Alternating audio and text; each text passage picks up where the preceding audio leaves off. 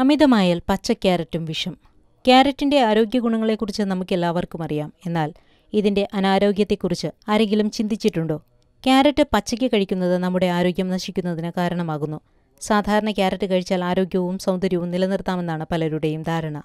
എന്നാൽ മറ്റു കിഴങ്ങുവർഗ്ഗങ്ങളെ അപേക്ഷിച്ച് ക്യാരറ്റ് സ്ഥിരം കഴിക്കുന്നത് വളരെ ദോഷം ചെയ്യുന്നു.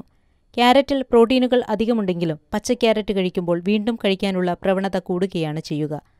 വളരെ ചെറിയ കുട്ടികൾക്ക് ക്യാരറ്റ് നൽകുന്നത് അവരുടെ ആരോഗ്യത്തിനെ കാര്യമായി ബാധിക്കുന്നു.